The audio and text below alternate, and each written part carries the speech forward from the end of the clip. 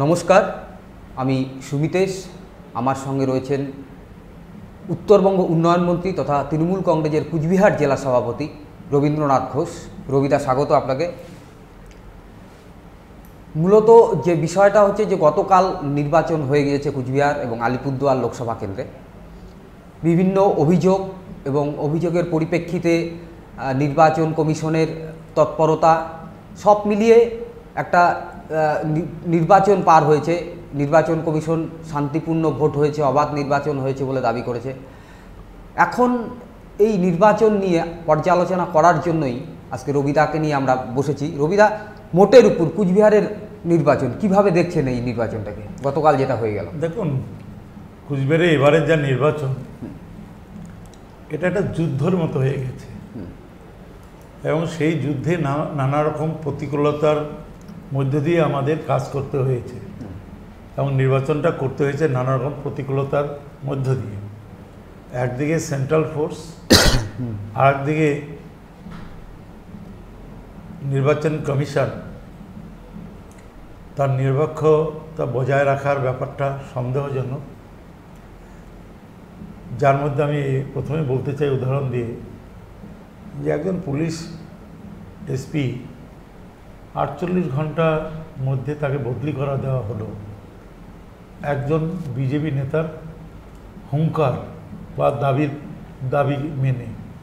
যে নেতা 7 তারিখে রাসমেলার মাঠে হুঙ্কার দিয়ে বলেছিল যে এসপি ডিএম তাকে হুঙ্কার দিয়েছিল তাদের প্যান্ট খুলে নেবে, উর্দি খুলে নেবে, এই যে এত বড় কথা বলার পরেও নির্বাচন কমিশন তার বিরুদ্ধে কোনো আইনগত ব্যবস্থা নিল না, উপরন্তু তার কথা মেনেই এসপিকে সরিয়ে দেওয়া হলো 48 ঘন্টার মধ্যে। তো এইটা এটা ভোটের যে নিরপেক্ষতা এবং নির্বাচন কমিশনের কাছে মানুষ যে নিরপেক্ষতা যে আশা করে বা রাজনৈতিক দলগুলো, সে ব্যাপারে কিন্তু সন্দেহর প্রশ্নবোধক চিহ্নটা, 3টে প্রশ্নবোধক চিহ্ন কিন্তু মানুষ দিয়ে দিয়েছে। তার মধ্যে তৃণমূল কংগ্রেস উন্নয়নের নিরিখে, নীতি আদর্শের নিরিখে, উন্নয়নের মধ্য দিয়েই কিন্তু মানুষ উন্নয়নের সাথে থেকেই তৃণমূল কংগ্রেস প্রার্থীকে ভোট দিয়েছে। তো এই অবস্থায় আমি বলবো যে ভোটটা নিরপেক্ষ হওয়াই উচিত। এই যে একটা কথা যে সেন্ট্রাল ফোর্স স্টেট পুলিশ দিয়ে হবে না, সেন্ট্রাল ফোর্স, তা আপনি বলেন তো সেন্ট্রাল ফোর্স কি নিরপেক্ষ? স্টেট পুলিশ বলা হচ্ছে যে স্টেটের কথায় চলবে, তাহলে সেন্ট্রাল পুলিশ কার কথায় চলবে? সেটাও তো সেন্ট্রাল গভর্নমেন্টের কথাই চলবে। তারা যে ডাইরেকশন দিয়ে পাঠাবে সেই ডাইরেকশন অনুযায়ী তো কাজ করবে। আমি কালকে নিজের বুথে যখন ভোট দিতে গেলাম, সেন্ট্রাল ফোর্স আমার পিছু পিছু বুথের মধ্যে ঢুকে গেল।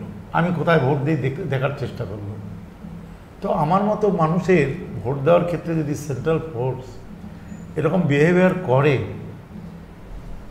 নির্বাচনী নিয়ম নীতি ভঙ্গ করে, তাহলে সেক্ষেত্রে সাধারণ মানুষের ক্ষেত্রে কী হবে?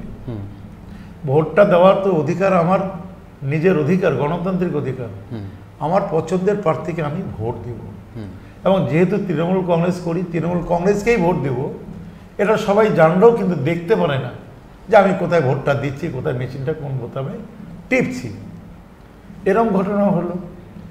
এবং বর্ডার এলাকাগুলিতে, আমাদের কুচবিহারে প্রায় 200 কিলোমিটার বেশি বর্ডার এরিয়া আছে।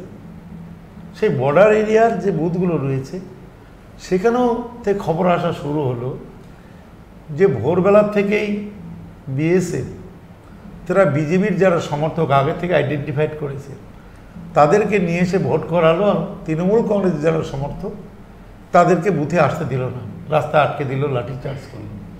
আমি কিছু বুথের বর্ডার এলাকায় যাওয়ার পরে সাহস পেয়ে তারা জঙ্গল ঝাড়ের ক্ষেতের মধ্যে তারা এসে ভোট দিয়েছে। তো এই যে একটা পক্ষপাত দুষ্ট যে একটা আচরণ এবং যাদের নিরপেক্ষ থাকার কথা, যাদের বর্ডারের দায়িত্ব পালন করার কথা, তাদের এই আচরণে আমরা কিন্তু ব্যথিত যে মানুষের যে গণতান্ত্রিক অধিকারটা, সেই অধিকারটা মানুষ প্রয়োগ করতে বাধা পেয়েছে। এবং প্রত্যেক বছরই 92% আমার যতদূর মনে পড়ছে লোকসভা নির্বাচনে ভোট পোল হয়, বিধানসভা নির্বাচনে আরও একটু বেশি হয়। কিন্তু এবার দেখা যাচ্ছে যে 84% এই যে 84% হলো, 5-6% মানুষ কম এলো ভোট দিতে। তার অনেকগুলো কারণের মধ্যে একটা কারণ সিআরপিএফের আতঙ্ক। অনেক মহিলারা বা অনেক পুরুষরা তারা ভোট দিতে আসতে ভয় পেল। বয়স্ক লোকরা, সাধারণ মানুষ সকালবেলা ভোট দিতে এসছে, ইভিএম মেশিন খারাপ। 80টারও বেশি ইভিএম মেশিন এবার সকাল থেকে 2-3বার একই বুথে খারাপ হয়েছে। আমরা বুঝতে পারছি না যে এটা কেন হলো। এটা কি পূর্ব পরিকল্পিত, প্ল্যানিং ওয়াইজ হলো, নাকি অটোমেটিকই খারাপ হলো? কারণ আলিপুরদুয়ারেতে এত হয়নি। আলিপুরদুয়ারেতে 3-5-6টা বুথে হয়তো হয়েছে। কুচবিহারের ক্ষেত্রে 80টার বেশি বুথে কেন এই ইভিএম বিভ্রাট ঘটলো, এটাও কিন্তু একটা সন্দেহর কিন্তু একটা অবকাশ আছে এর মধ্যে। তো সেই ক্ষেত্রে বলবো সার্বিকভাবে মানুষ মমতা ব্যানার্জির প্রার্থীকে ভোট দিয়েছে, তৃণমূলকে ভোট দিয়েছে। এখন 23শে মে পর্যন্ত আমাদের অপেক্ষা করতে হবে বাক্স খোলার আগে। কিন্তু তার আগে বিজেপির প্রার্থী ভোটের আগে যেভাবে একটার পর একটা নির্বাচনী বিধিভঙ্গ করেছে, নির্বাচনের দিন বিধিভঙ্গ করেছে। না, আমি আসবো রবিদাস, না আমি বলছি এটা, কিন্তু নির্বাচন কমিশনকে প্রত্যেকটা ব্যাপারে নির্দিষ্টভাবে কমপ্লেন করার পরেও একটা কমপ্লেনের জবাব যেমন পাইনি, অ্যাকশন নিতেও কিন্তু দেখিনি।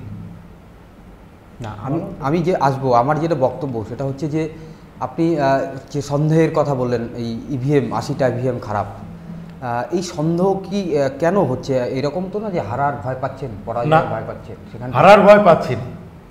আমার সন্দেহ হচ্ছে, সন্দেহটা স্বাভাবিক, যে কোনোদিন তো এত মেশিন খারাপ হয়নি। পাশের আলিপুরদুয়ার লোকসভা কেন্দ্র খারাপ হয়নি, কুচবিহারেই কেন 80টার বেশি মেশিন সকালবেলাতেই খারাপ হওয়া শুরু হলো? ফার্স্ট টাইম চেঞ্জ করলো, কিছুক্ষণ চলে আবার বন্ধ হলো, আবার থার্ড টাইমে চেঞ্জ করার পরও মাঝে মাঝে ইভিএম মেশিনটা খারাপ হচ্ছিল। আবার একটা আমরা সার্ভে করে দেখলাম আজকে সারাদিনে, যে বুথগুলোতে ইভিএম মেশিন খারাপ হলো ওই বুথগুলোতে আমাদের শক্ত ঘাঁটি। তাহলে কি প্রি প্ল্যান মানুষকে হয়রানি করার জন্য, বা মানুষ যাতে এসে অধৈর্য হয়ে দাঁড়িয়ে অধৈর্য হয়ে বাড়ি চলে যায়? স্বাভাবিকভাবে বাড়ি চলে যদি যায় একটা অংশ, বিশেষ করে তার মধ্যে যে বয়স্ক ভোটাররা থাকে, তারা কিন্তু সেকেন্ড টাইমে আসে না বুথে ভোট দিতে, বা অনেকেই মহিলারা আসে না। তাহলে কি এই ধরনের প্ল্যানিং করে এটা করা হলো? আমি এবার দেখেছি যে এবার কিন্তু গ্রামে প্রায় বেশিরভাগ ভোটার, আমাদের কুচবিহার তো বটেই, গোটা বাংলার ভোটারদের খুব সচেতন হয়, সবাই ভিভিপ্যাটের দিকে লক্ষ্য করেছে, ভোট দেওয়ার সময় ভিভিপ্যাটটা খেয়াল করেছে। যদি এরকম হয় যে কোনো বুথে আপনাদের যেখানে পরিবর্তন, ইভিএম মেশিন পরিবর্তন হচ্ছে, কোনো বুথে যদি সমস্যা মনে হচ্ছে যে না ভোট যথাযথভাবে হয়নি, যে লিডটা পাওয়ার কথা সেটা পাচ্ছেন না, তাহলে কি আপনারা ভিভিপ্যাট গণনার দিকে যাবেন? সেটা পরবর্তী সময়ে পরবর্তী পদক্ষেপটা গ্রহণ করা হবে। আপাতত আমরা 10টা বুথেই রিপোল চেয়েছি, তার মধ্যে একটা বুথে, সেটা হলো সম্ভবত বুথের নাম্বারটা এখন আর মনে পড়ছে না, সেটা সিতাই বিধানসভা কেন্দ্রের মধ্যে, সেটা সম্ভবত 212 নম্বর বুথ সিতাই। বিজেপির লোকরা অতর্কিতে 12-14 জন ঢুকে, 14-15 জন ঢুকে আছাড় দিয়ে ইভিএম মেশিনটা ভেঙে দিয়েছে।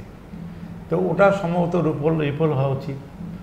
আর একটা 219 নম্বর বুথ সম্ভবত দিনহাটা বিধানসভার 52টা মকপোল হয়েছে শুনেছি, সেই মকপোলটা ডিলিট না করেই প্রিসাইডিং অফিসার ভোটটা নিয়েছে।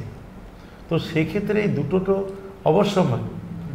আরও 7টা বুথ দিয়েছে, তার মধ্যে শীতলকুচির বড় কৈমারি অঞ্চলের 171 নম্বর একটা বুথ, সকাল থেকে বুথে আর্মস নিয়ে বিজেপির হারমাদরা এন্টি সোশ্যালরা ঘেরাও করে রেখে ছাপ্পা ভোট দিয়েছে।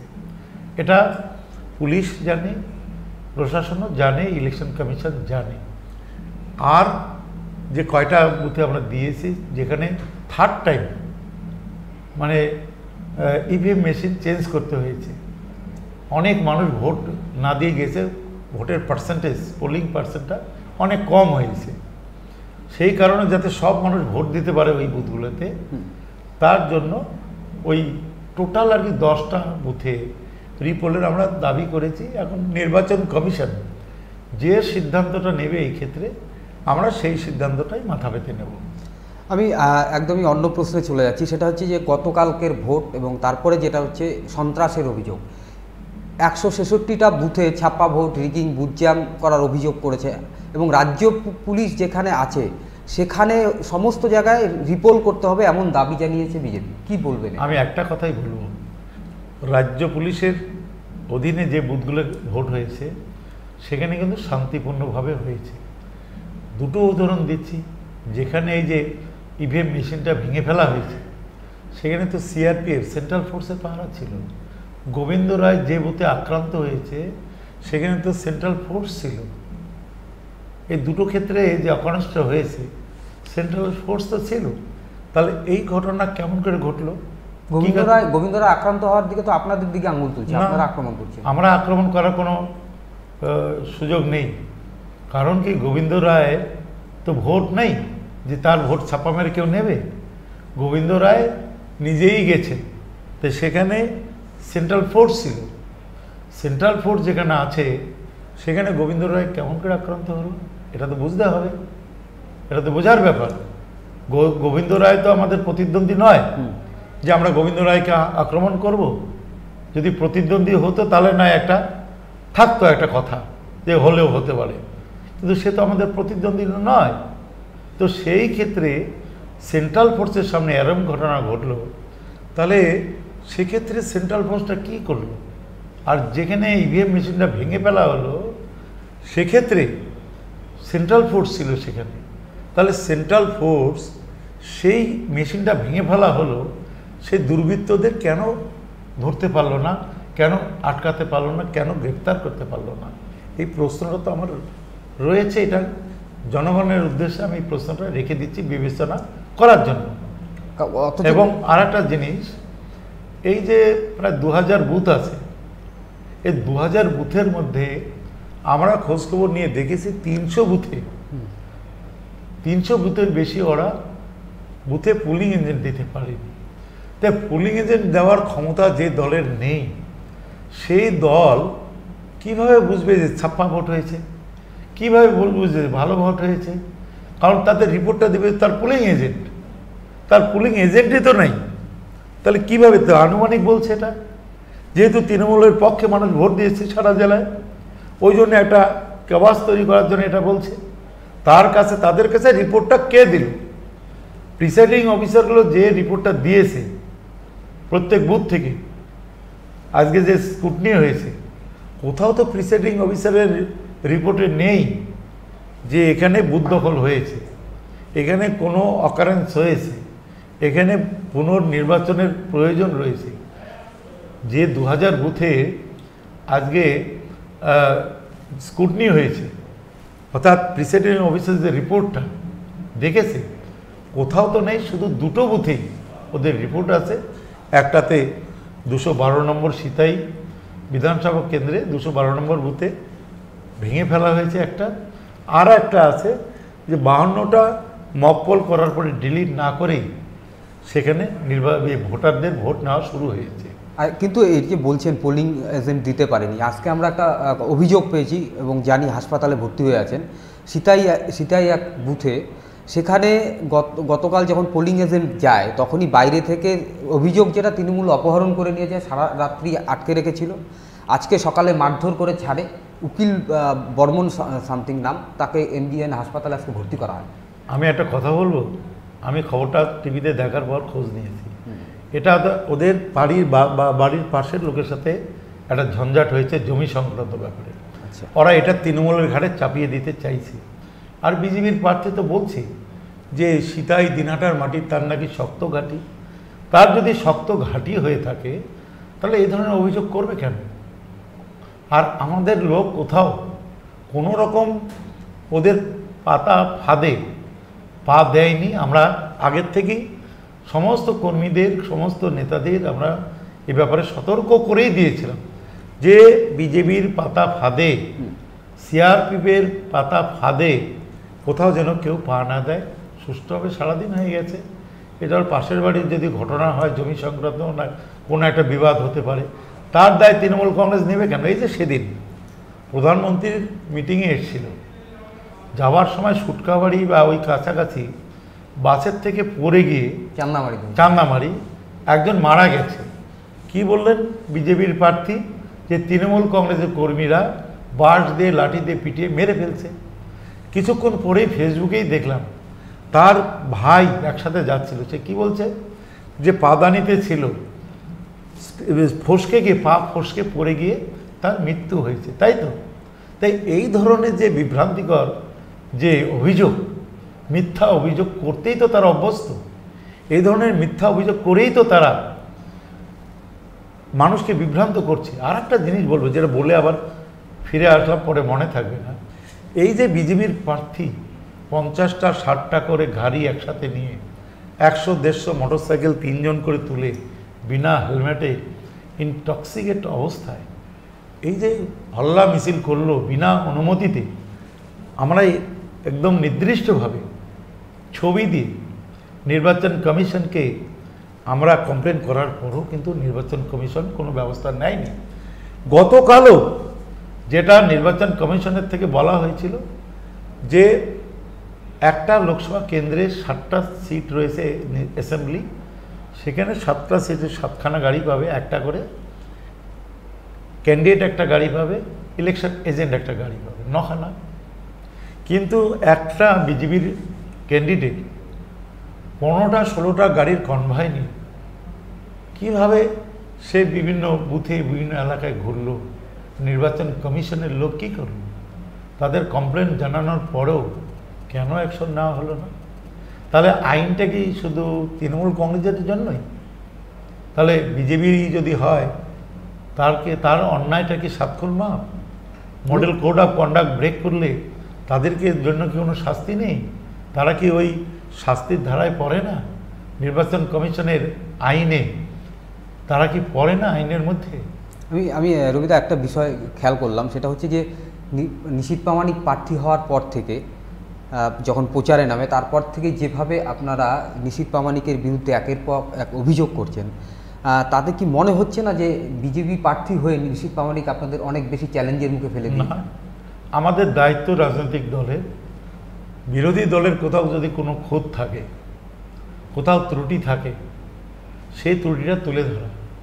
আবার আমাদের বিরুদ্ধে যারা বিরোধী দলরা আছে তাদেরও দায়িত্ব, আমাদের যদি কোথাও দোষ থাকে, কোথাও যদি অপরাধ থাকে, কোথাও যদি পরিষেবায় ঘাটতি থাকে, সেগুলি তাদের তুলে ধরা। এটাই তো রীতি। এটাই মোদিজি মমতা ব্যানার্জির বিরুদ্ধে নানা রকম অভিযোগ করছেন, আবার মমতা ব্যানার্জি আবার মোদিজির বিরুদ্ধে অভিযোগ করছেন, রাহুলজি আবার মোদিজির বিরুদ্ধে অভিযোগ করছেন, মোদিজি অমিত শাহ আবার রাহুলজির বিরুদ্ধে অভিযোগ করছেন। এটাই তো নির্বাচনী বাকযুদ্ধ। মানুষ বিচার করবে কোনটা সত্যি আর কোনটা মিথ্যা। এই যে কালকে প্রায় বিকেল 1টা-2টোর মধ্যেই যে বিজেপির প্রার্থী কিছু এন্টি সোশ্যালকে নিয়ে হাই প্রোটেক্টেড এরিয়া, যেখানে 144 জারি আছে, যেখানে আর কিছুক্ষণের মধ্যেই সন্ধ্যার পরেই বা সন্ধ্যার মধ্যেই ইভিএম মেশিনগুলো চলে আসার কথা, সেই জায়গায় এই এন্টি সোশ্যালদের যে সেখানে জড়ো হয়ে অবৈধ জমায়েত করে বসে থাকলো, স্লোগান দিল, এই যে ব্রেক করলো 144 এবং হাই প্রোটেক্টেড এরিয়া, সেখানে গিয়ে উশৃঙ্খলতা করলো, তাহলে আমরা তো লিখিতভাবে কমপ্লেনও করেছি। এবং যখন তাদের সরাতে যায়, আইসি কোতালি ছিল, আমরা দেখলাম টিভির ছবিতে, অ্যাডিশনাল এসপি ছিল কোচবিহার, তাদের কলার ধরে ধাক্কানো হয়েছে, তাদের গায়ে ধাক্কা উর্দি ধরে টানাটানি করা হয়েছে। তাহলে এটা কি নিয়ম, মানে আইন ভঙ্গ নয়? একটা কর্মরত পুলিশ অফিসার তাকে গায়ে যখন হাত দেয়, তাহলে কি সেটা মানে সরকারি কাজে বাধা প্রদান এবং সরকারি আধিকারিকদের হেনস্থা নয়? তাহলে নির্বাচন কমিশন এ ব্যাপারে কি কখনোই কোনো ব্যবস্থা নেবে না? এখন তো পুরোটাই নির্বাচন কমিশনের আন্ডারে, সরকারের আন্ডারে তো নেই। রাসমোহনা মাঠের 6 তারিখে যেভাবে বিজেপির প্রার্থী সেখানে কর্মরত একজন পুলিশ পার্সোনাল যেভাবে তাকে হেনস্থা করলো, তার জামা তুলে ধরলো, উর্দি ধরে টানাটানি করলো, যেভাবে তাকে থ্রেট করলো, আমরা তো এ ব্যাপারেও কমপ্লেন করেছি নির্দিষ্টভাবে। তাহলে এটা কি নির্বাচন কমিশন কি কখনোই দেখবে না? তার নিরপেক্ষ দৃষ্টিভঙ্গি কি কখনোই প্রয়োগ করবে না? তাহলে নির্বাচন কমিশনের উপরে মানুষের আগামী দিনে কি আর কোনো আস্থা থাকবে, বিশ্বাস থাকবে? আমরা সবসময় বলি নির্বাচন কমিশনকে, আমরা যদি কোনো ভুল করি তারা ব্যবস্থা নিক। আমরাও যে ভুল করবো না এরকম নয়। আমাদের হাজার হাজার কর্মী, 2 লক্ষের উপরে কর্মী কাজ করেছে। কোনো কর্মীর ভুল ভালো হতে পারে, নিশ্চয়ই ভুল হলে তার ব্যবস্থা নেবে নির্বাচন কমিশন। কিন্তু যে বিজেপি দল কেন্দ্রের ক্ষমতায় আছে, তাহলে তারা কোনো অন্যায় অপরাধ করলে তাদের বিরুদ্ধে কি কোনো ব্যবস্থা নেওয়া যাবে না? আপনারা তো যে ডিসিআরসিতে ধর্ণা হয়েছিল তার পরিপ্রেক্ষিতে একটা অভিযোগও বোধহয় করেছেন। নিশ্চয়ই আগেই করেছি আমরা। এবং আর একটা জিনিস বলি, নির্বাচন কমিশনের একটা আইন রয়েছে যে যদি কোনো দাগি ক্রিমিনাল কেসের আসামি নির্বাচনে সে দাঁড়ায়, তার বিরুদ্ধে যতগুলো ক্রিমিনাল কেস বা অন্য মামলা আছে, 3টে খবরের কাগজে কমপক্ষে তাকে অ্যাড দিতে হবে যে আমার বিরুদ্ধে এই মামলাগুলো রয়েছে। কিন্তু আজ পর্যন্ত আমরা এই ব্যাপারে 3টে অ্যাড বা 3টে খবরের কাগজে বিবৃতি আমাদের কাছে আমরা চোখে পড়েনি। তো সেই ক্ষেত্রে আমরা সেটাও district returning officer and general observer তার দৃষ্টি আকর্ষণ করে চিঠি দিয়েছি যে এই ক্ষেত্রে 3টে কাগজে এই বিবৃতি বা এই তার এগেনস্টে যার এগেনস্টে ক্রিমিনাল কেস রয়েছে মামলা, সেটা বিবৃতি না দেওয়ার জন্য, খবরে না দেওয়ার জন্য তার নির্বাচন যে প্রার্থীপদ খারিজ হয়ে যেতে পারে আইনে, এবং আগামী 6 বছরের জন্য সে ভারতবর্ষের কোথাও কোনো নির্বাচনে সে দাঁড়াতে পারবে না, কন্টেস্ট করতে পারবে না। কিন্তু আজ পর্যন্ত এই চিঠিরও কোনো উত্তর আমরা পাইনি। আমি জানি না যে নির্বাচন কমিশন শুধু বিজেপির প্রার্থী বলেই এটা কি মাফ হয়ে যাবে, না তাদের পক্ষ থেকে কোনো ব্যবস্থা নেওয়া হবে? এই প্রশ্নটা কিন্তু নির্বাচন কমিশনের আধিকারিকদের কাছে তাদের দৃষ্টি আকর্ষণ করছি, এবং দেশের সমস্ত গণতান্ত্রিক যে মানুষ তাদের দিকেও কিন্তু প্রশ্নটা রাখছি আমি। না, যেটা বলছিলাম যে এই যে বিজ্ঞাপন দেওয়ার প্রসঙ্গটি তুললেন, সেটা তো আপনারা নির্বাচনের আগেও বলতে পারতেন, ভোটের পরে কেন বলছেন? ভোটের পরে তো বলিনি, আমরা 10 তারিখে চিঠি দিয়েছি। কারণ 10 তারিখ পর্যন্ত যদি সে দিয়ে দিত তাহলে তো আমার বলার কিছু ছিল না। যেহেতু 10 তারিখ পর্যন্ত দেয়নি, ভোটের আগের দিন পর্যন্ত, তাই আমরা 10 তারিখে চিঠিটা দিয়েছি রিটার্নিং অফিসার, জেনারেল অবজারভার এবং সেন্ট্রাল নির্বাচন যে কমিশন, মেল করে তাদেরকে দিয়েছি, এবং হার্ড কপি ডিস্ট্রিক্ট রিটার্নিং অফিসারের কাছে দিয়ে আমরা রিসিভ করে নিয়েছি। তো ওটা তো 10 তারিখ পর্যন্তই তো আমরা অপেক্ষা করতে হবে। তাই 10 তারিখ পর্যন্ত আমরা অপেক্ষা করেছি, যখন পাইনি খোঁজ খবর, এবং রিটার্নিং অফিসারও জানাতে পারেনি যে কোন 3টে বা 3টা কাগজে যে দিয়েছে সেটা ডিস্ট্রিক্ট রিটার্নিং অফিসারও কিন্তু ওই মুহূর্তে জানাতে পারেনি। কারণ 3টে কাগজে সেটার যে অ্যাড দিয়ে তার কপি কিন্তু নির্বাচন কমিশনের কাছে জমা দিতে হয় আগাম। যতটুকু জেনেছি নির্বাচন কমিশন এবং তার প্রতিনিধি ডিস্ট্রিক্ট রিটার্নিং অফিসার একটাও জানাতে পারেনি যে একটাও কোথাও সে অ্যাড দিয়েছে বা খবরের কাগজে বিবৃতি দিয়েছে। না, এটা জেনারেলি যা হয় আর কি, আমি আপনাকে অবগত রাখি, সেটা হচ্ছে যে অনেক ক্ষেত্রে দেখা যায় যে ছোট ছোট কিছু কাগজে, যেটা প্রাত্যহিক কাগজ নয়, এরকম কিছু কাগজে হয়তো দেওয়া হতে পারে, জানি না আমি, যদিও এরকম খবর আমার কাছে আছে, একটু আমার মনে হয় যতটুকু হয়তো বিজ্ঞাপন দিয়েছে। আমি রেজিস্টার্ড কাগজে দিতে হবে, হ্যাঁ, এবং রিটার্নিং অফিসারকে তার কপি জমা দিতে হবে। কিন্তু সেই কপি জমা দেওয়ার কথা returning officer, district returning officer আমাদের অবগত করতে পারেনি। না, আমি আরেকটা জিনিসে যাচ্ছি যে ধরুন কালকের ধর্না, আজকে সারাদিন ভরে বিজেপির দাবি সেই মুকুল রায় পর্যন্ত রাজ্য নির্বাচন কমিশনের দপ্তরে গিয়ে ধর্ণা দিয়ে বসলো। তো সব মিলিয়ে এই যে নির্বাচন প্রক্রিয়া 166টা বুথে রিপোল চাইলো, আপনি অনেক দিন থেকে এই নির্বাচনের সাথে যুক্ত, আপনার কি মনে হয় এতগুলো বুথে এই রিপোল চাওয়া ঠিক যথাযথ? একেবারেই নয়, সম্ভব? তারা হেরে গেছে, হারার আগে হেরে গেছে। ওরা বুঝতে পেরেছে যে বাংলার মানুষ ওদের হম্বিতম্বিতে সিআরপিএফ দিয়ে ভোট করিয়ে যে ফায়দাটা নিতে চেয়েছিল সেই ফায়দাটা ওরা নিতে পারেনি।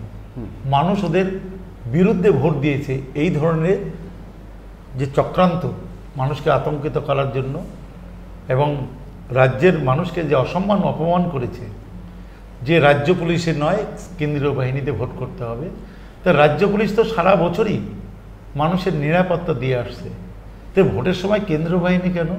আর কেন্দ্রীয় বাহিনী তো কেন্দ্রের বাহিনী, তাহলে কেন্দ্রীয় সরকারের বাহিনীর উপর দেশের মানুষ বা রাজ্যের মানুষ তারা কেন আস্থা রাখবে?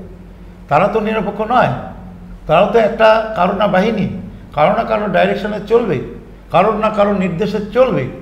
তাহলে সেটা কেন মেনে নেবে মানুষ? রাজ্যের সরকার যে সারা বছর যে নিরাপত্তা মানুষের দিয়ে আসছে, এবং যারা বিজেপির যারা এমএলএ টেমএলএ তাদেরও তো রাজ্য সরকারের পুলিশে নিরাপত্তা দিচ্ছে। তাহলে সেটা যদি দিতে পারে, সারা বছর ধরে যদি রাজ্য সরকারের নিরাপত্তার দায়িত্বে থাকে, তো ভোটের সময় কেন্দ্রীয় ফোর্স কেন? তাহলে কেন্দ্রীয় ফোর্স তো রাজ্যের ফোর্স যদি তার বিশ্বাস না থাকে, আস্থা না থাকে, তাহলে কেন্দ্রীয় ফোর্সের পর আমাদের কেমন করে আস্থা বিশ্বাস থাকবে? তাহলে রাষ্ট্রসংঘের ফোর্স দাবি করুক বিজেপি, যে আগামী নির্বাচন থেকে রাষ্ট্রসংঘ থেকে বা আমেরিকান ফোর্স এই ধরনের ফোর্স পাঠানো নির্বাচনে ভোট নেওয়ার জন্য। কিন্তু আপনার কি মনে হয় না পঞ্চায়েত নির্বাচনে যে অবস্থা হয়েছিল, যার জন্যে রাজ্য পুলিশের উপরে মানুষের আস্থা? আমি একটা কথা বারবার বলছি, এর আগেও পঞ্চায়েত নির্বাচনে ওরা প্রার্থী দিতে পারেনি। প্রার্থী না দিতে পারলে, ভোট নিতে না পারলে কি হবে? ভোটটা তো সারা বছরের কাজের উপর নির্ভর করে, তো ওদের সারা বছরের কাজ কোথায়? 5 বছর আগে ওর সরকার, বিজেপির সরকার ক্ষমতায় আসার আগে 125টা পয়েন্টের উপরে তাদের নির্বাচনী ইস্তাহার ঘোষণা করেছিল। 125টা পয়েন্টের যে নির্বাচনী ইস্তাহার, তার একটাও কি তারা পালন করেছে? মানুষ কি বলতে পারবে, সাধারণ মানুষ, যে কেন্দ্রীয় সরকারের কোনো উপকার বা সুবিধা বা পরিষেবা তাদের কাছে এসে পৌঁছেছে? বলতে পারবে না। সারাটা বছর ধরে শিক্ষা, স্বাস্থ্য, যোগাযোগ থেকে শুরু করে কৃষকের পাশে দাঁড়ানো থেকে শুরু করে সরকারি কর্মচারী তাদের মাস পয়লার বেতন থেকে শুরু করে, এবং যে হাই স্কুলের যারা চাকরিন্দার, এর আগে এরকম ছিল যেখানে তার পোস্টিং হবে সারা জীবন ওখানেই তার চাকরিটা করতে হবে। মমতা ব্যানার্জির দায়িত্বে আসার পর রাজ্যের ঘোষণা করে দিলেন 5 বছর কমপক্ষে যার চাকরিটার তার বাড়ির বাইরে, জেলার বাইরে হয়েছে, তারা তার বাড়ির কাছাকাছি অপশন দিয়ে তারা আসতে পারবে। এটা কি কম কথা? এটা কম কথা নয়। হ্যাঁ, তো সেই ক্ষেত্রে মানুষ দেখছে যে ঘুম থেকে উঠলেই কারা তার পাশে থাকছে, ঘুম থেকে উঠলেই কোন সরকার তার পরিষেবা দিচ্ছে, তার প্রয়োজনীয় যে দাবিগুলো কারা মেটাচ্ছে, এটাই তো দেখছে। যদি দাবি না মেটাতো আমার সরকার, যদি ব্যর্থ হতো আমার সরকার, তাহলে মানুষ নিশ্চয়ই ভোট দিত না। কিন্তু সেন্ট্রাল গভর্নমেন্ট, আর একটা আমি জিনিস আমরা লক্ষ্য করলাম, যে বিজেপি সরকার, বিজেপির নেতারা সে পুলওয়ামাতে যে শহীদ হয়েছে সেনারা, সেই শহীদদের নামে ভোট চাইছে। এটা কখনোই উচিত কাজ নয়। শহীদ হলো যারা, তার পরিবারটা অনাথ হয়ে গেল। এবং তাছাড়াও আমাদের সেনাদের জন্য আমরা গর্ব করি। সেই সেনাদের যদি কোথাও কোনো সাকসেস হয়, এই সাকসেসটা কোনো সরকার কেউ কিন্তু দাবি করতে পারে না, কারণ যুদ্ধটা করছে সেনারা। তো সেই ক্ষেত্রে আমরা বলবো যে বিজেপি যেভাবে সেনাদের শহীদের রক্ত নিয়ে যেভাবে ভোট চাইছে মানুষের কাছে, এটা কিন্তু একেবারে অনৈতিক কাজ। এটা করা যেতে পারে না, একেবারে যেতে পারে না। আমি শুনেছিলাম। এবং আর একটা জিনিস, রিটায়ার কিছু কয়েকশো সেনা আধিকারিক তারা রাষ্ট্রপতির প্রতি শরণাপন্ন হয়েছেন।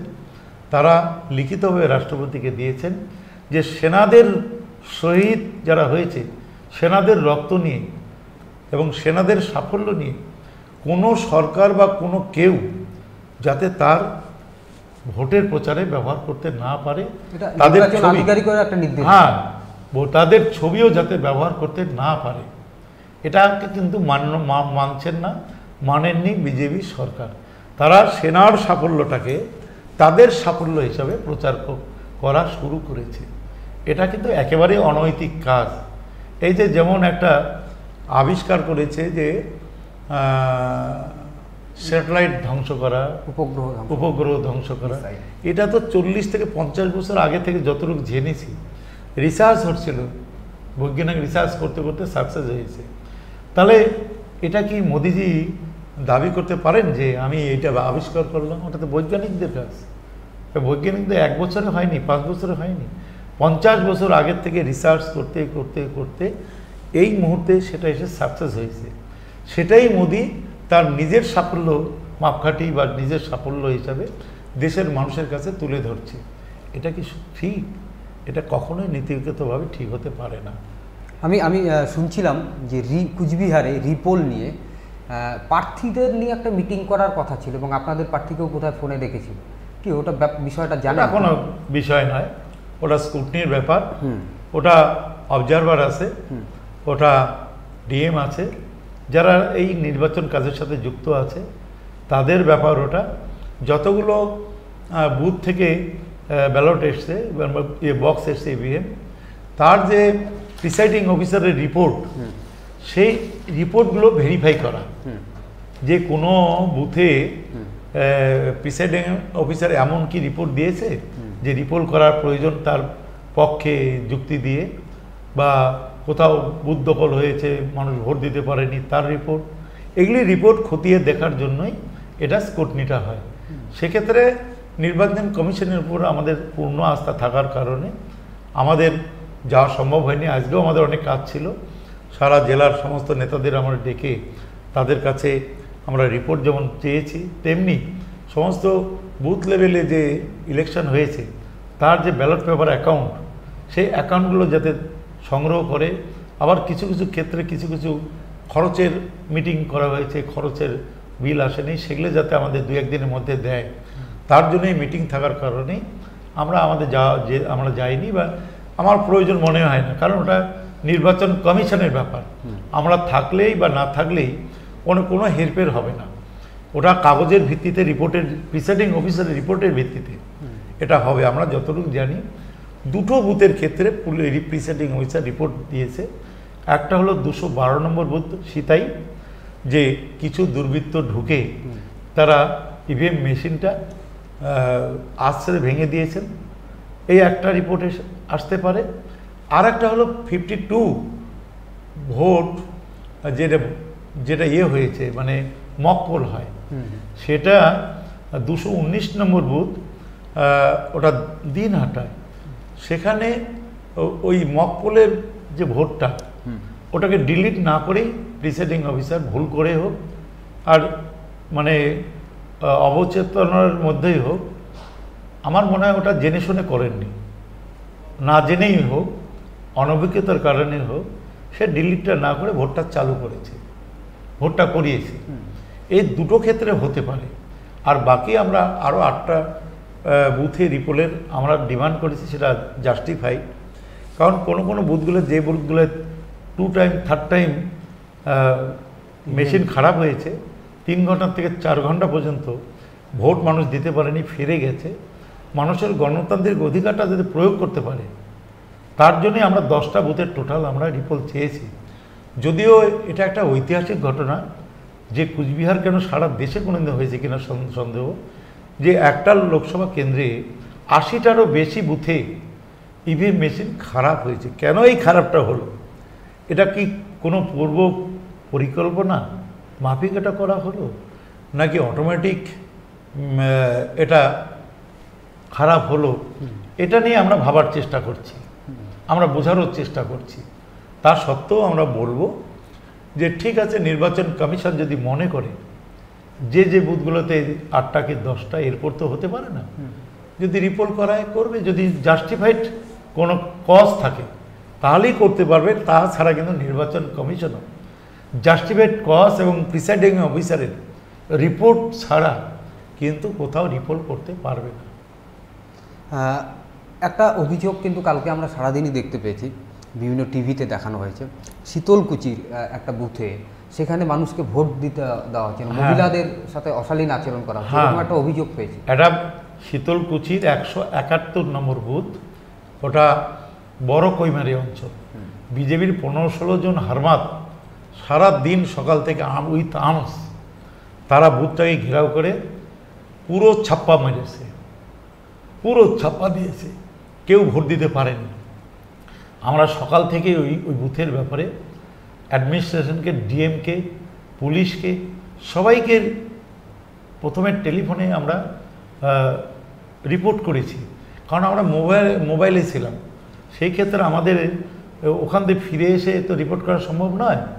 সেই ক্ষেত্রে ওই বুথের ব্যাপারে আমরা ওই বুথটার কিন্তু রিপোর্ট চেয়েছি, কারণ পুলিশও স্বীকার করেছে। এলাকার প্রিসাইডিং অফিসার কী রিপোর্ট দিয়েছে আমি জানি না, কিন্তু আমরা ওই বুথটারও রিপোর্ট চেয়েছি, কারণ মানুষ ভোটই দিতে পারেনি।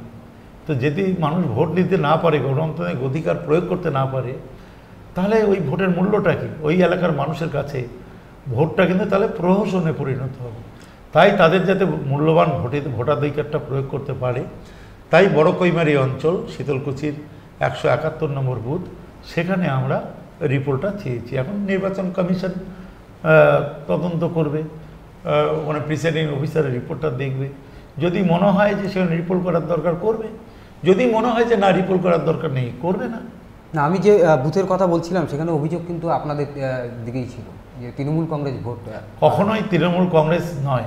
তৃণমূল কংগ্রেস যদি করতো তাহলে আমরা কি রিপোর্টের দাবি করতাম, ডিমান্ড করতাম?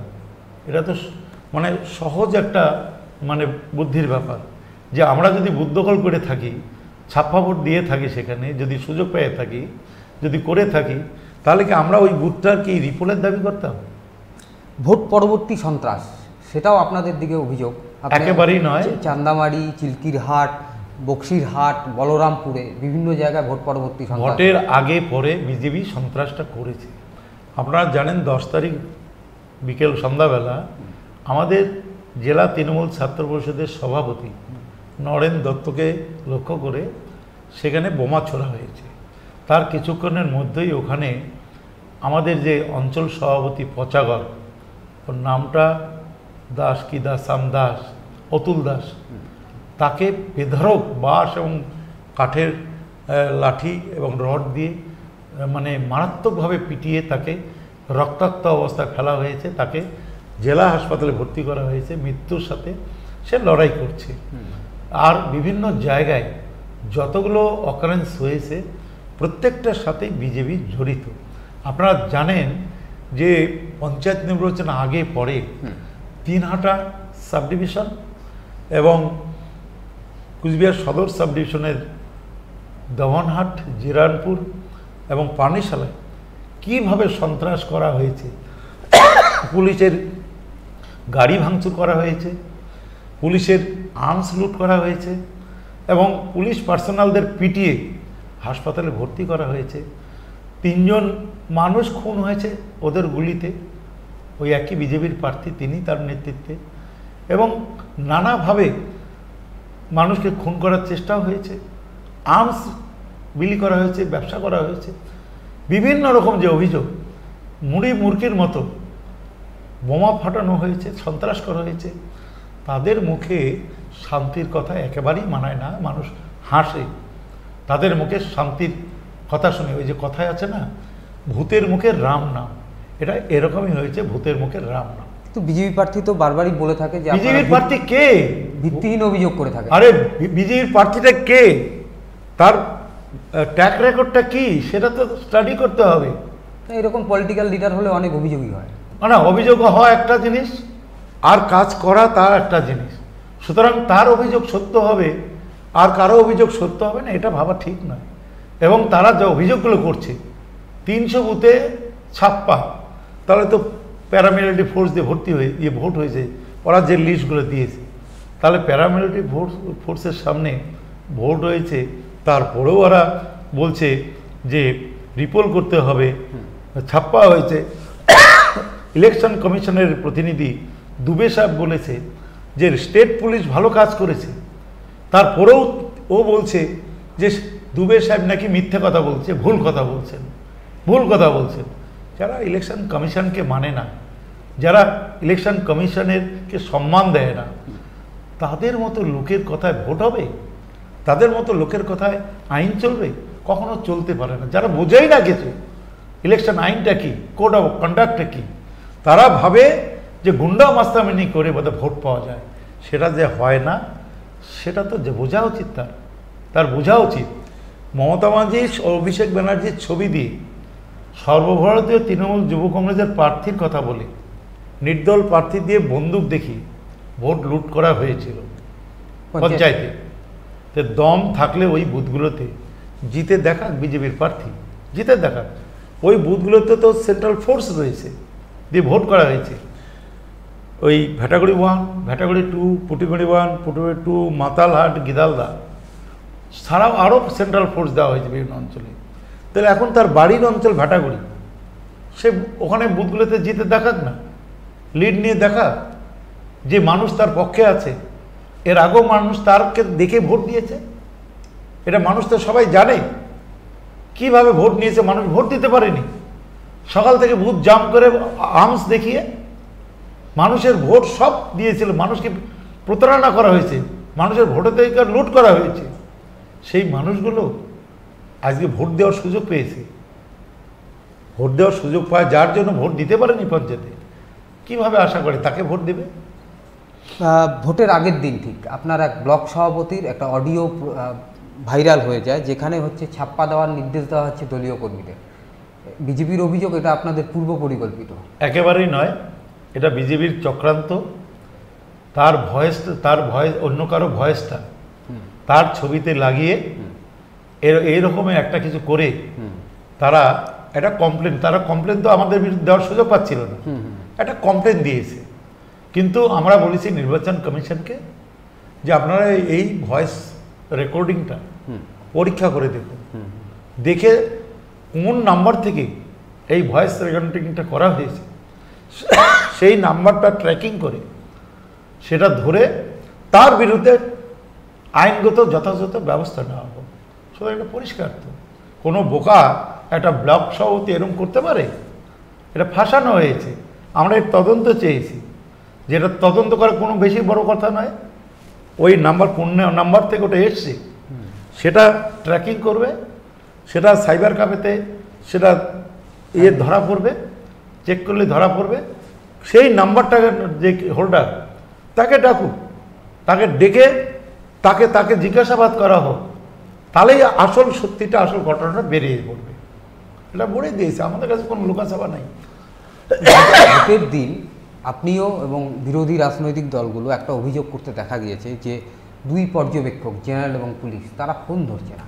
আমি সকাল থেকে জেনারেল যে অবজারভার ইলেকশন কমিশন, পুলিশের যে অবজারভার, তার এই দুটো নাম্বারে বহুবার ফোন করো, আমি কিন্তু তাদের পাইনি। রিং হয়ে গেছে, ফোন রিসিভ করেনি। শেষ পর্যন্ত রিটার্নিং অফিসার, ইলেকশন কমিশনের প্রতিনিধি জেলায় district returning officer and district magistrate, তাকে টেলিফোনে প্রথমে রিপোর্টগুলো আমরা আমাদের যে অভিযোগগুলো জানিয়েছি, এবং তারপর আমাদের অফিস থেকে লিখিতভাবে হার্ড কপি মেল করে এবং হার্ড কপি দিয়ে অভিযোগগুলো নথিবদ্ধ করা হয়েছে। সুতরাং সেই ক্ষেত্রে আমরা বলবো যে ছবি সহ তারা প্রুভ করুক, প্রুভ করে তারা তাদের বিরুদ্ধে, যারা আইন ভঙ্গ করেছে তাদের বিরুদ্ধে ব্যবস্থা নিক। আমি তো বললাম আপনাদের ছবিতে দেখা গেছে বিভিন্ন চ্যানেলে, আমি যখন বুথের মধ্যে ভোট দিতে ঢুকেছি ঘরের মধ্যে, সেখানে সেন্ট্রাল পুলিশ আমার পিছন ঘরের মধ্যে গেছে। এটা কি যেতে পারে? কখনোই যেতে পারে না। সেন্ট্রাল ফোর্স থাকুক, স্টেট ফোর্স থাকুক, তারা বুথের বাইরে থাকবে দাঁড়িয়ে, ল অ্যান্ড অর্ডার দেখবে। ওরা কিন্তু কখনোই বুথের ভিতর ঢুকে কে কোথায় ভোট দিবে তা হুমকি দেওয়া, ভয় দেখানো, এটা কিন্তু তাদের কাজ নয়। এটা এটা এটা করতে পারে না। মডেল কোড অফ কন্ডাক্ট তারাই ভঙ্গ করেছে। এটা তো ছবিতে দেখা গেছে, আমরা কমপ্লেন করেছি। আজকে মুকুল রায় হচ্ছে রাজ্য নির্বাচন কমিশনের ওখানে গিয়েছিলেন এবং ওখানে গিয়ে ধর্নায়ও বসেছিলেন। তাদের যে বক্তব্য সেটা হচ্ছে যে কুচবিহারের যে নির্বাচন হয়েছে, কুচবিহার নির্বাচনে দেখা গিয়েছে যে কেন্দ্রীয় বাহিনী যেখানে ছিল সেখানে শান্তিপ্রিয় ভোট হয়েছে এবং রাজ্য পুলিশ থাকলেই অশান্তি হয়েছে। সেই জায়গায় হচ্ছে তাদের বক্তব্য যে সর্বত্র কেন্দ্রীয় বাহিনী দিয়ে ভোট করাতে হবে। মুকুল রায়ের এই সমস্ত বক্তব্য এটা বাচ্চাদের মতো। সেন্ট্রাল ফোর্স তো সেন্ট্রাল গভর্নমেন্টের আন্ডারে, তাহলে আরও বেশি ফোর্স দিল না কেন? 100 গুণ ফোর্স দিত, আমাদের কি আপত্তি ছিল? ভোট হয়ে যাওয়ার পরে এরকম দাবি, এটা হাস্যস্কর। একজন ওই ধরনের নেতা যিনি মমতা ব্যানার্জির হাত ধরে অনেক কিছু শিখেছিলেন, আজকে সবই ভুলে গেলেন, বাচ্চা ছেলের মতো বলছেন আমাকে মোয়া দাও, আমাকে নাড়ু দাও, আমাকে মালপোয়া দাও, আমাকে পাকা কলা দাও, আমাকে লজেন্সুস দাও। এটা করলে এটা বাচ্চা ছেলের মতো মনে হয় এবং এটা হাস্যস্কর। নির্বাচন কমিশন তাদের নিরপেক্ষতা বজায় রাখুক এবং এই যে নির্বাচন কমিশনের উপর যে চাপ সৃষ্টি করছে এটা বন্ধ করুন।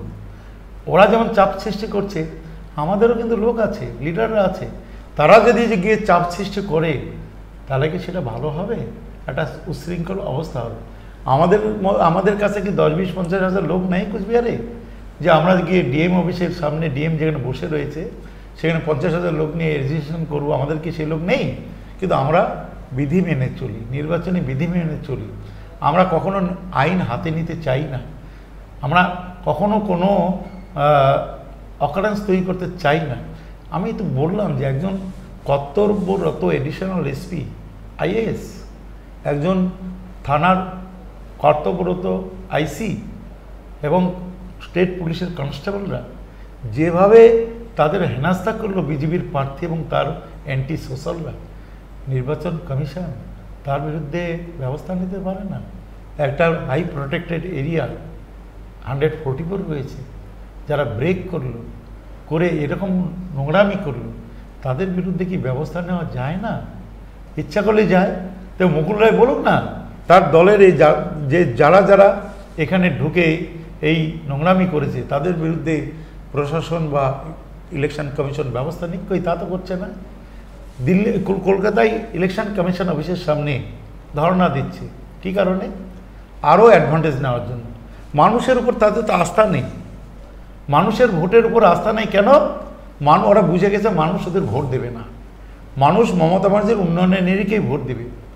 তাই তাদের যে আস্ফালন ছিল এতদিন, সেই আস্ফালনটা রাজ্যের মানুষ প্রথম কিস্তিতেই ওদেরকে প্রত্যাখ্যান করেছে।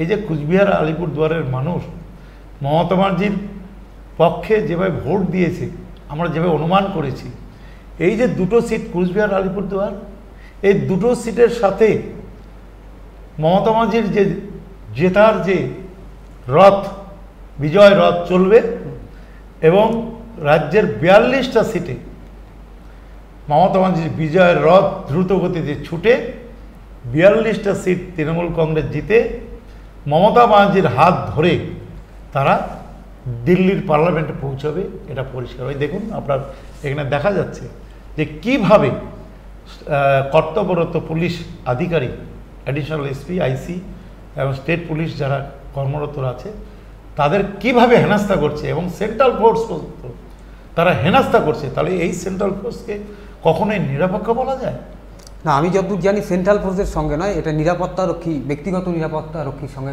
ব্যক্তিগত নিরাপত্তা রক্ষী কারা? সেন্ট্রাল ফোর্স তো, এরা তো স্টেট ফোর্স নয়। তাদের কাজে আসা না, নেবার।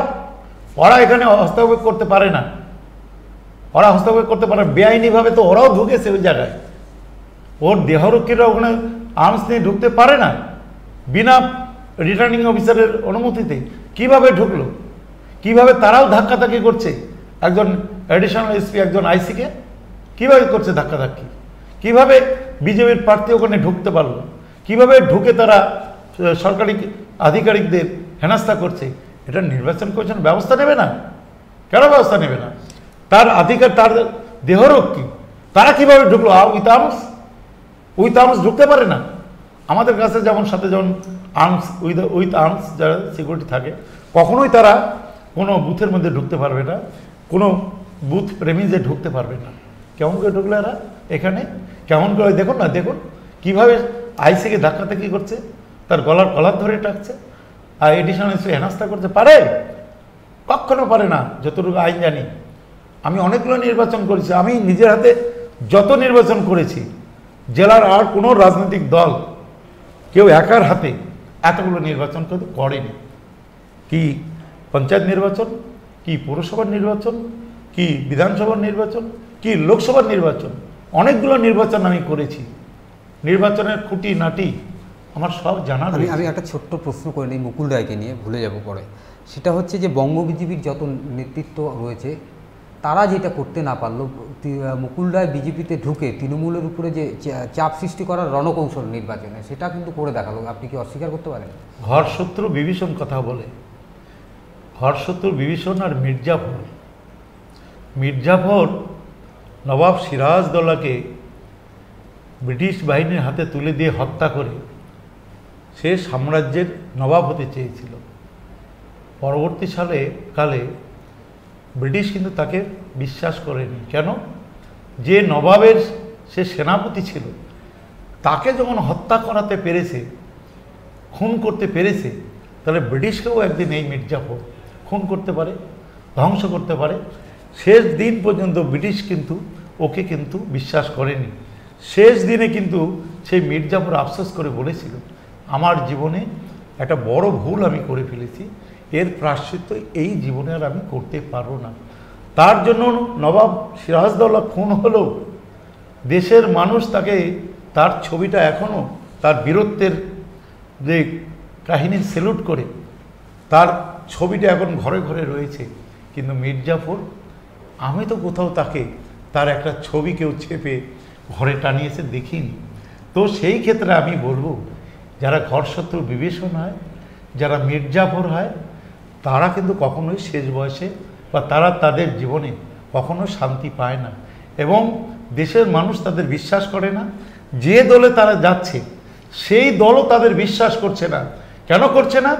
যে তৃণমূলে থাকতে তিনি যত ক্ষমতা ভোগ করেছেন, তারপরেও তৃণমূলকে যেভাবে তিনি ছেড়ে দিয়ে বিজেপিতে যোগ দিয়েছেন, সুতরাং বিজেপিরও যে সর্বনাশ করবে না, এই গ্যারান্টিটা কিন্তু দিতে পারছে না বিজেপিও। যার কারণে বিজেপিও কিন্তু তাকে ব্যবহার করছে, তাকে কিন্তু কোনো ক্ষমতা দিচ্ছে না, তাকে বিশ্বাস করছে না, শুধু ব্যবহার করছে।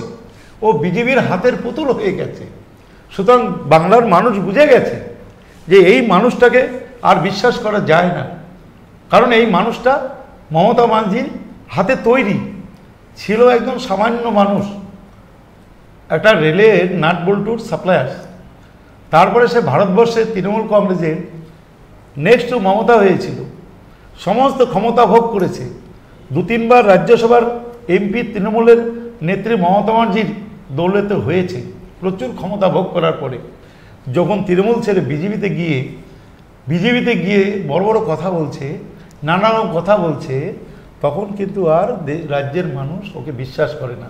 এই বিজেপি তো তার বিরুদ্ধে নানা রকম অভিযোগ সবচেয়ে বেশি তুলেছে, আমাদের তৃণমূল কংগ্রেস তোলে নেই, তুলেছে কি? একদমই আমি না, সেই কথাই বলছি যে যারা বেশি অভিযোগ তুলছে তার বিরুদ্ধে, নানা রকম দুর্নীতির অভিযোগ তুলেছে, সেই মানুষটা যদি আজকে যাই বলুক না কেন, বাংলার মানুষ তার কথা বিশ্বাস করবে না, তারপর আস্থা থাকবে না, তার কথায় মানুষ ভোটও দেবে না, তার কথায় মানুষ আরও বিজেপির থেকে সরে আসবে। আমি এই প্রশ্নে আপাতত রাখলাম, কারণ এর মধ্যে অনেক প্রশ্ন আছে, সেসবে যাই না, কারণ সময় খুব সংকীর্ণ। আরও কয়েকটা প্রশ্ন আছে, সেটা না করলেই নয়। সেটা হচ্ছে যে এমনিতে আমরা সাধারণত যেটা দেখি যে প্রত্যেক নির্বাচনের পর বিভিন্ন রাজনৈতিক দল নিজেদের মধ্যে কিন্তু একটা সমীক্ষা করে, বুথ ওয়াইজ রিপোর্টগুলো নিয়ে আসে এবং নিয়ে এসে একটা সমীক্ষা করে, এবং সমীক্ষা করে দেখে যে কোন অঞ্চল, কোন ব্লক, কোন বিধানসভা থেকে কে কত লিড পাবে বা পিছিয়ে থাকবে, এটার একটা আত্মসমীক্ষা তারা করে। আপনারা কি সেই রকম সমীক্ষা কিছু? দেখুন, ওই জন্য তো আজকে এমএলএদের ডেকেছিলাম, ডেকে বলেছি বুথ থেকে যে ব্যালটের যে ইয়েটা দেবে, হিসাবটা দেবে, অ্যাকাউন্টটা দেবে, তার সাথে বুথ সভাপতি এবং পুলিং এজেন্ট মিলে একটা রিপোর্ট তৈরি করে তার সাথে গেঁথে দেবে কি কত ভোট পোল হয়েছে, তার মধ্যে আমরা কত পেতে পারি, অন্যান্য দলগুলো কত পেতে পারে, এটা 100% তো হয় না, আনুমানিক একটা সমীক্ষা করা সম্ভব হয়। তো সেটাই আমরা চেয়েছি, একদিনে তো এটা হবে না, কমপক্ষে 3-4 দিন লাগবে এই রিপোর্টটা আসতে আমাদের কাছে। 2000 বুথ তো কম নয়, সব স্টাডি করে তারা বুথের দেবে, রিপোর্ট দেবে, ব্লক প্রেসিডেন্টের কাছে জমা দেবে, ব্লক প্রেসিডেন্ট এমএলএদের কাছে জমা দেবে, এমএলএরা এসে আমাদের কাছে জমা দেবে, সেটা হিসাব নিকাশ করা হবে। করতে এটা সময় লাগবে, 2-4 দিন, 5-7 দিন সময় লাগবে। আসলে সময় 5-7 দিনের মধ্যে আমরা বলে দিতে পারবো। আমার কাছে যে খবর আছে, তৃণমূল কংগ্রেস প্রাথমিকভাবে যে আত্মসমীক্ষাটা করেছে, সার্বিকভাবে নয়, প্রাথমিকভাবে যেটা যতটুকু খবর আছে, তাতে হচ্ছে 3 পুরসভা, কুচবিহার লোকসভা কেন্দ্রের মধ্যে 3 পুরসভা, মাথাভাঙা 1-2, এখানে কিন্তু তৃণমূলকে ধাক্কা খেতে হতে পারে। কি না, একেবারেই নয়। মানুষ ব্যক্তিগত প্রার্থী দেখে যেমন ভোট দেয়, উন্নয়ন দেখে ভোট দেয়, দল দেখেও ভোট দেয়, সব দিক দিয়েই মানুষের কাছে তৃণমূল কংগ্রেস এগিয়ে। সুতরাং সেই ক্ষেত্রে মানুষ এমন ভুল করবে না যে এমন একজন মানুষকে ভোট দিয়ে প্রতিনিধি করবে না যার ট্র্যাক রেকর্ডটা একদম কালো, ব্ল্যাক। তো সেই ক্ষেত্রে স্বচ্ছ ভাবমূর্তির যে প্রার্থী এবং যে দল উন্নয়ন করছে, শতাধিক পরিষেবা মানুষের কাছে দিচ্ছে, শিক্ষা, স্বাস্থ্য, রাস্তা, যোগাযোগ থেকে শুরু করে বিদ্যুতের আলো, লোডশেডিং নেই, সার্বিক বিচার করি মানুষ কিন্তু তার মূল্যবান ভোটটা দেয়। সেই ক্ষেত্রে মানুষ সঠিক প্রার্থীকে ভোট দেবে, কখনোই এই ধরনের প্রার্থীকে বা এই ধরনের দলকে ভোট দেবে না।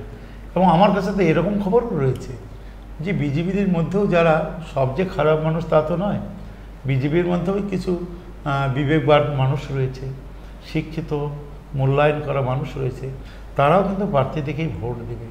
সেই ক্ষেত্রে বিজেপির প্রার্থী একটা বড় অংশের ভোট কিন্তু থেকে বঞ্চিত হতে পারে, এমন অনুমান, এমন ধারণাও কিন্তু আমাদের হয়েছে। হতে পারে এটা রাইট, হতে পারে রং, কিন্তু সবই তো এখন অনুমান। কালকে ভোট হয়ে গেছে, আজকে যদি বলতে বলেন যে কত ভোটে লিড হবে, আমি বলতে পারবো না। কিন্তু নির্বাচন আগে বললে আমি বলতে পারতাম যে এত ভোটে আমরা জিতবো, ওটা বলতেই হয়।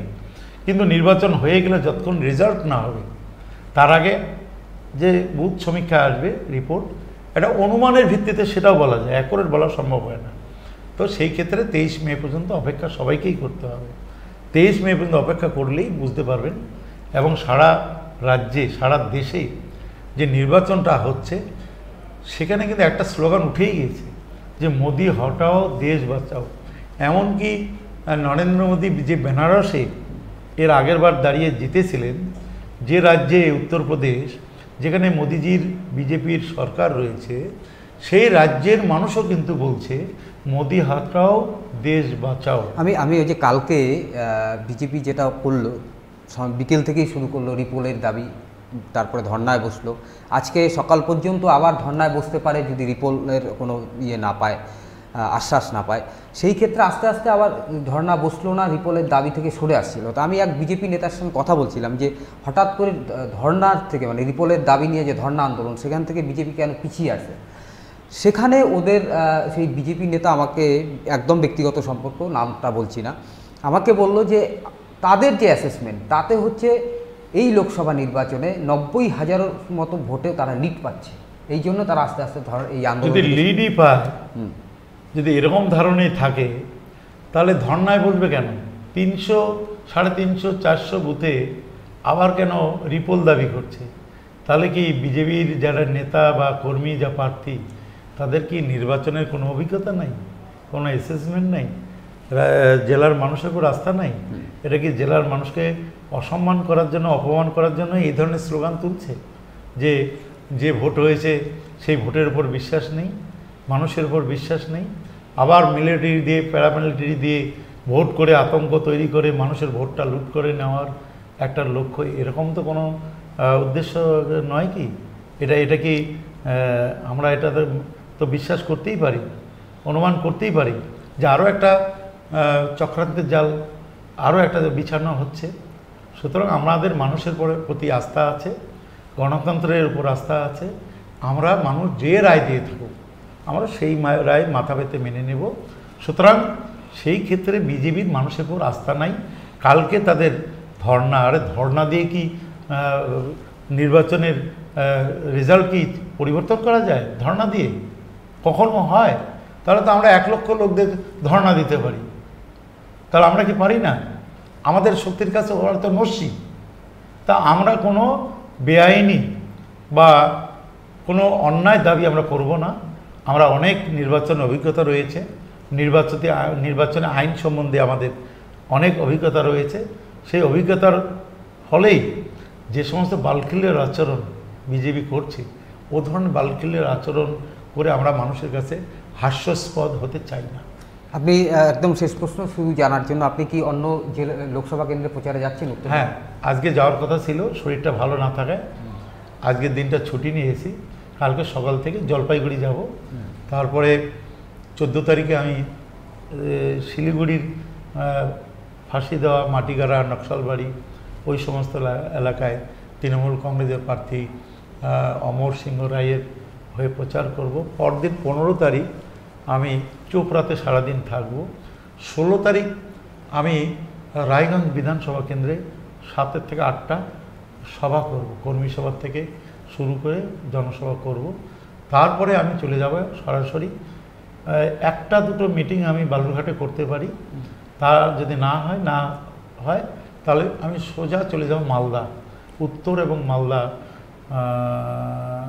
দক্ষিণ, 2টো কেন্দ্রে আমি 4 থেকে 5 দিন আমি আমার সাধ্য অনুযায়ী আমি এই নির্বাচনে আমি 2জন প্রার্থী মৌসুম নূর এবং মোয়াজ্জেম হোসেন আমার বন্ধু লোক, তাদের হয়ে আমি প্রচারে অংশগ্রহণ করব।